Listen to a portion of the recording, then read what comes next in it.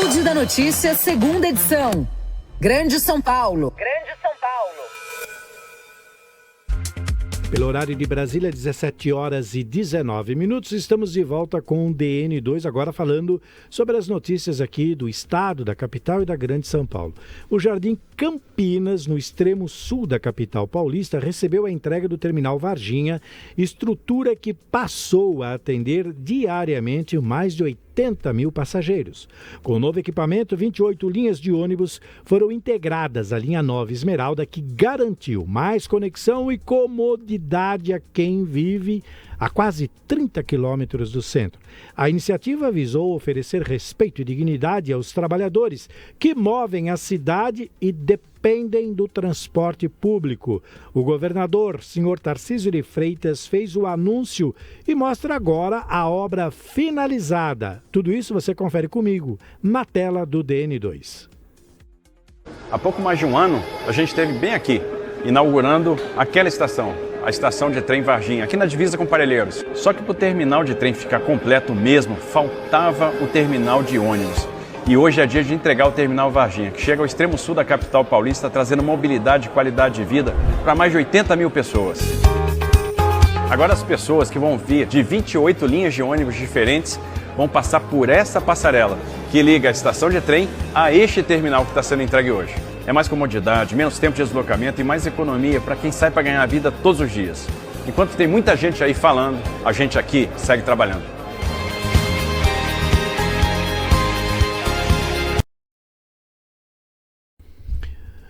Muito bem, falando ainda sobre a agenda do governador Tarcísio de Freitas, ele participou aí da solenidade em celebração dos 50 anos da Defesa Civil do Estado de São Paulo, que foi realizada hoje, dia 14, às 10 da manhã, no Palácio dos Bandeirantes. Nesta ocasião, pela manhã de hoje, também foi anunciado o aporte para ampliar ações de monitoramento meteorológico e, claro, a capacidade de resposta dos municípios diante de eventos climáticos extremos. A nossa repórter, a Maria Vitória, esteve acompanhando a agenda do governador Tarcísio de Freitas nesta manhã de terça-feira, e nós vamos conferir juntos agora na tela do DN2. Maria Vitória com a agenda do governador Tarcísio de Freitas.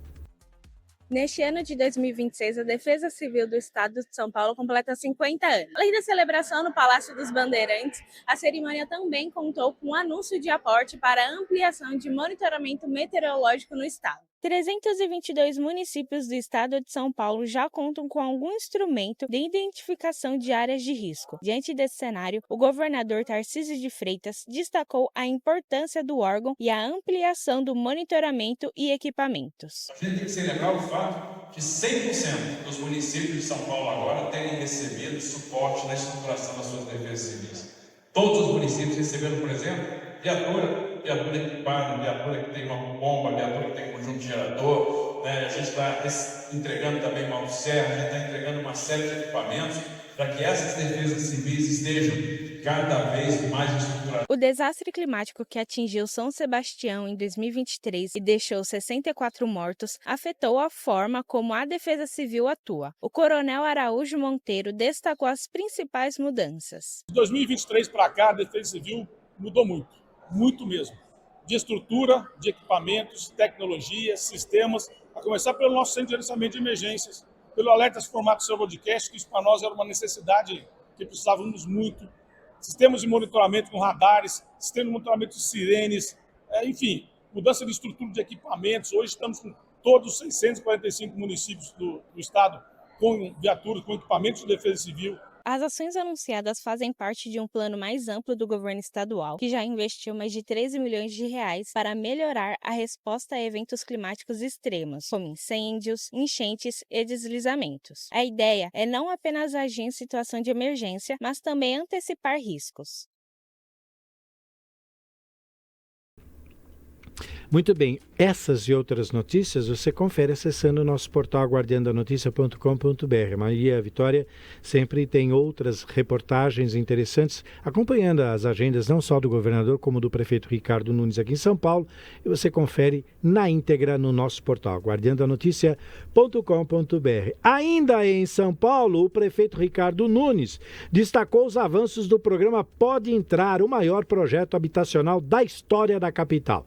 Ao celebrar a entrega de novas chaves, o prefeito enfatizou que a iniciativa vai além da construção de moradias, sendo um instrumento de dignidade e segurança para as famílias paulistanas. Para Nunes, ver a superação de quem conquista a casa própria é o maior objetivo da gestão. Acompanhe os detalhes das entregas com o próprio prefeito Ricardo Nunes agora em mais uma reportagem na tela do DN2. Que lindo! O Mix Morumbi. Pessoal, olha, mais uma família feliz desse programa habitacional que a gente está fazendo, o maior da história da cidade de São Paulo. Tem uma energia tão bacana que contagia a gente, né? De poder ver essa alegria deles, poderem realizar esse sonho. Ela, há 13 anos atrás, morando lá no Paraisópolis, ela teve que ser removida, porque estava numa área de risco, lá na grota. Então você imagina, ela estava com... tinha acabado de nascer, estava engatinhando, ele com 3 anos, e essa família poder passar por tudo isso, né? E hoje está aqui realizando esse sonho de ter a sua casa própria, de poder viver com muita qualidade e dignidade. Eu fico muito feliz e importante isso, né? A gente poder cada vez mais ir trabalhando pela cidade e fazer aquilo que importa, né? Fazer as pessoas terem felicidade. São Paulo fazendo o maior programa de habitação da história e fazendo o maior programa de realização de sonhos das famílias. E olha, a Comissão de Finanças da Câmara de São Paulo realizou audiência pública no sábado para debater as obras do Piscinão do Capão Redondo, na Zona Sul. O encontro ocorrido na Escola Luiz Tenório de Brito atendeu a requerimento do vereador Alessandro Guedes, do PT. O parlamentar questiona o cronograma do empreendimento essencial ao combate a enchentes na região. Moradores e autoridades discutiram o estágio atual da intervenção e os prazos para a entrega da estrutura. Vamos acompanhar na íntegra na reportagem da TV Câmara de São Paulo, agora na tela do DN2. Neste sábado, a Comissão de Finanças e Orçamento da Câmara Municipal de São Paulo realizou uma audiência pública sobre as obras do Piscinão do Capão Redondo. O debate, solicitado pelo vereador Alessandro Guedes, do PT, aconteceu na Escola Municipal Luiz Tenório de Brito. Durante o encontro, foi destacado que as obras, iniciadas a partir de um contrato de 2015, ainda não foram concluídas. O coordenador de obras da Subprefeitura do Campo Limpo, Marcos Espínola, explicou que os trabalhos são feitos por etapas e tem previsão de entrega para dezembro deste ano. O próprio secretário de Infraestrutura e Obras da cidade de São Paulo, a CIURB, ele comentou que esse contrato, na verdade, tem 3 etapas, que é a canalização do Córrego dos Brancos, que já está praticamente concluída, quase em sua totalidade, a construção do reservatório de cheias da Elismas, que é o Piscinão, né, e a questão do alargamento, da ampliação da Avenida Carlos Caldeira Filho. Então, tudo isso faz parte do mesmo contrato gerido pela Secretaria de Obras. Pelas previsões do secretário, a conclusão do Piscinão é até o fim desse ano de 2026. Para depois ser iniciada a questão da extensão da Avenida Carlos Caldeira Filho. Moradores criticaram a demora na conclusão do Piscinão e demonstraram preocupação com enchentes e os impactos das mudanças climáticas. Nossa percepção é que as obras não são pensadas para mitigar os danos da região, pelo menos das proximidades. Porque o que ocorre, antes havia sim alagamentos, mas não na proporção que começou a ter após o Piscinão. Então, para as pessoas do entorno, esse piscinão é mais um problema do que uma solução. Porque o que ocorre? Agora, atualmente, a gente tem além das enchentes, né, das mortes que estão acontecendo na região, constantemente, quando chove, estamos tendo que desviar, além do desvio dos ônibus, também os comércios da região e também a população que reside em locais que não eram alagados antes estão passando a sofrer por alagamentos. Isso em decorrência depois da obra. A problemática não é só o atraso do piscinão. Aqui a gente vê que a problemática é bem maior. Não dá para a gente falar, por exemplo, aí do atraso do piscinão se a gente não falar, por exemplo, da canalização dos córregos aqui da região.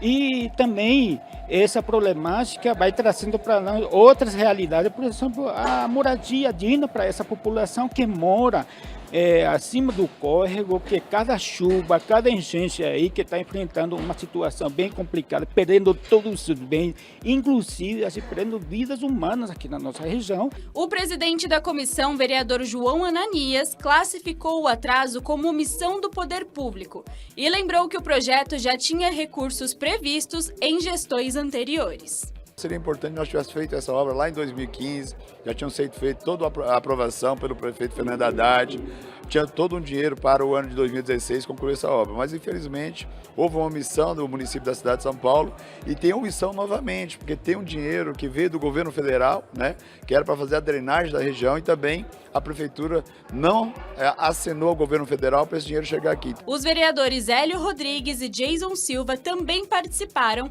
e cobraram mais agilidade. Eles afirmaram que a Câmara vai seguir acompanhando o cronograma da obra. Nós queremos discutir que essa obra seja executada, mas que ela teve um período que ela foi projetada, que ela foi programada e não foi executada.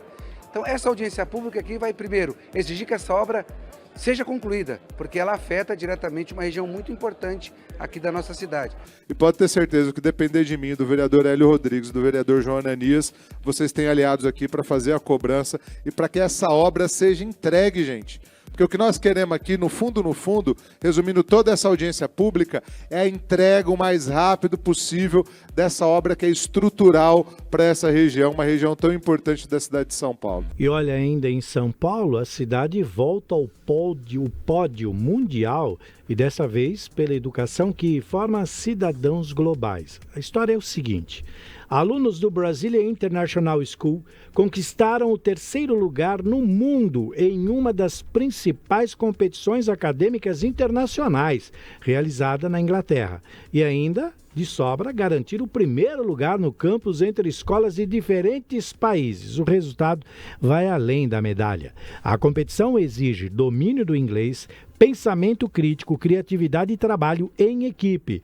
Competências que hoje definem quem está preparado para atuar em um cenário global.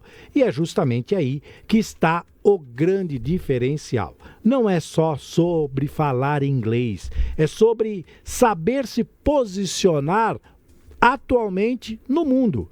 Os estudantes brasileiros se destacaram em desafios que envolvem inovação, comunicação e até solução com impacto social, mostrando que a formação vai muito além da sala de aula. O desempenho reforça um movimento importante. O Brasil começando a formar jovens prontos para competir e liderar em nível internacional.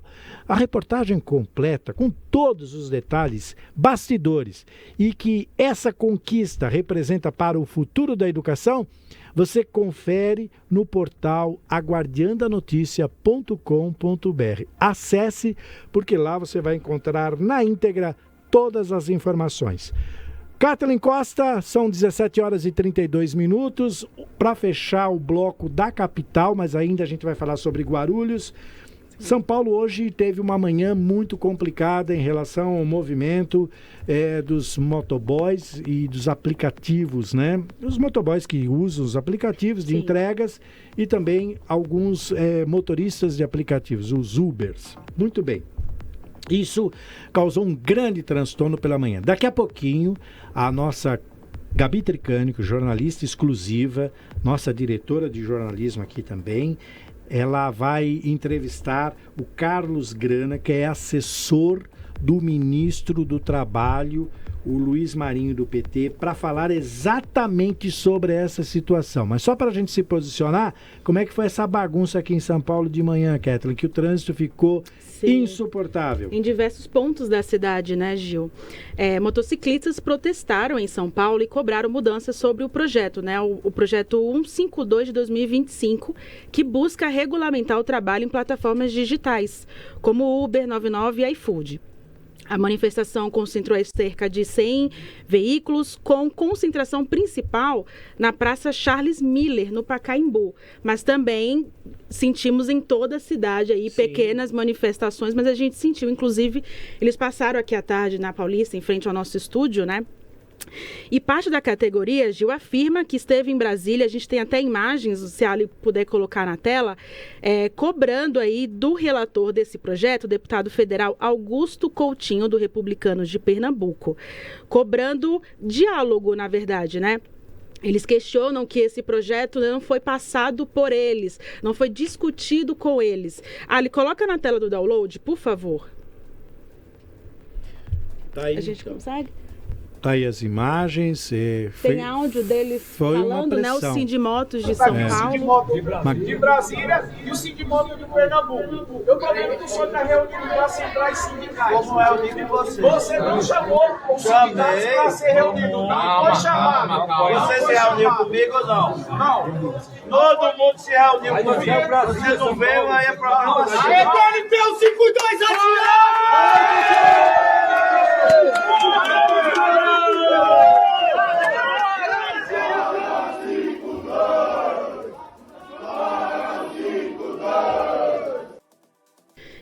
Gil, e eu conversei mais cedo com o presidente do Sindimotos de São Paulo, Gilberto Almeida dos Santos, conhecido como Gil Motoboy, e ele compartilhou comigo uma nota oficial do sindicato repercutindo esse assunto, né? O governo federal recua e adia a votação do PLP 152 de 2025 sobre EPs na Câmara. Pressão de sindicatos, texto polêmico e manifestações anunciadas foram os motivos, Gil. Pois é. Como a gente viu aí sobre essa pressão, né, de greves, meses antes do início da campanha eleitoral, um texto que beneficiava aí as empresas de aplicativos e manifestações continuam de sindicatos aí de motofretes. Enfim, esse assunto vai dar muito o que falar, tanto que a Gabi Tricânico já está com o Carlos Grana, já estão conectados. O Carlos, ele é assistente do ministro do Trabalho, Luiz Marinho, para falar sobre todos esses impactos, o risco de uma greve agora, o que isso pode causar economicamente. Então, no próximo bloco, a gente vai abordar o ABC. A Gabi vai tratar de todos esses assuntos diretamente com o assessor do Ministério do Trabalho. Então, é um assunto bem importante, o Kathleen. Exatamente. O sindicato, Gil, afirma, né, que o texto substitutivo na Câmara cria novos riscos, uma categoria que não dá direitos trabalhistas e não soluciona os problemas de segurança e remuneração da categoria. E a nota aqui segue gigante, enfim, depois a gente compartilha no site, no nosso portal, Gil. Mas só para a gente esclarecer que a gente ouve os dois lados, né? Tanto o lado do trabalhador, do sindicato, mas também dos agentes públicos, né? Daqueles que precisam falar sobre o assunto, né, Gil? E vale ressaltar que o presidente do sindicato, o Gil Motoboy, é assim que ele foi convidado para vir aqui, estava tudo certo e até o momento ele não confirmou a participação, portanto, fica aberto os microfones para que eles falem a parte deles, porque fato é, existem regras e obrigações.